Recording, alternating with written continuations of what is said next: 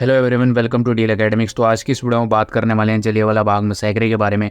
जलियांवाला बाग मसैकरे क्या था, जलियांवाला बाग मसैकरे के क्या क्या रीजंस हुए और जलियांवाला बाग मसैकरे के क्या क्या इफेक्ट्स हुए उसके बारे में बात करेंगे। तो जलियांवाला बाग इंसिडेंट जो है वो 13 अप्रैल 1919 को हुआ था। एक घटना हुई थी जो कि उस वक्त जलियांवाला बाग के अंदर हुई थी। जलियांवाला बाग के अंदर 13 अप्रैल 1919 को एक मेला लगा हुआ था, एक फेयर लगा हुआ था बैसाखी के दिन पर, और बहुत सारे गांव वाले जो हैं वो जलियांवाला बाग के अंदर इकट्ठे हुए हुए थे।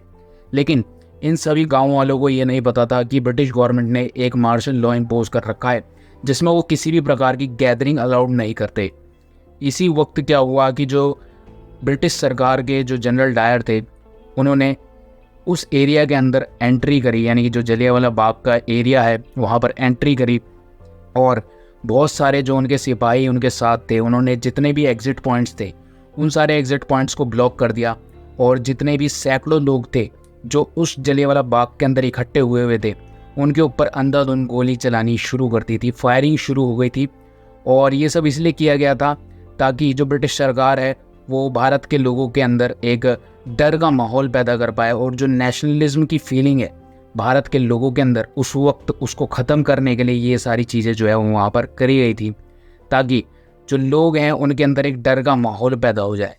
इस जलियांवाला बाग का रीज़न तो आपको पता ही लग गया क्यों रीज़न हुआ, क्योंकि एक मार्शल लॉ इम्पोज्ड था और उन लोगों को जो है एक डर का माहौल पैदा करना था भारत के लोगों के खिलाफ, जो कि भारत जो ब्रिटिश सरकार के खिलाफ जा रहे थे, इसलिए उन्हें एक डर का माहौल पैदा करना था भारत के लोगों के अंदर।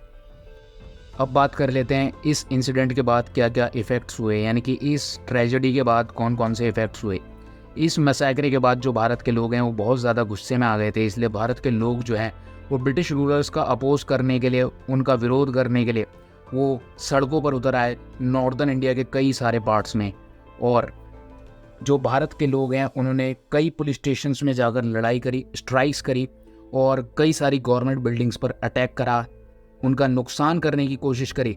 लेकिन इनके विरोध में जो ब्रिटिश सरकार थे उन्होंने अपने पुलिस वालों से इनको टेरराइज करा, इनको धमकाया, डराया, और साथ ही साथ इनको बहुत मारा पीटा भी। सत्याग्रहीज जो थे, जो कि सत्याग्रह को फॉलो करते थे, स्वराज का एक मीनिंग फैलाना चाहते थे, उन्हें फोर्स किया गया कि वो अपनी नाक को ज़मीन पर रगड़ें।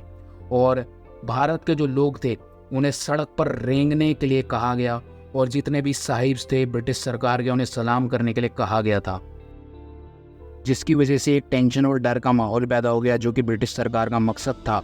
ऐसे और कॉन्सेप्ट जानने के लिए हमारे चैनल डील एकेडमिक्स को ज़रूर से सब्सक्राइब कीजिएगा। मिलते हैं नेक्स्ट वीडियो में। Thank you for watching.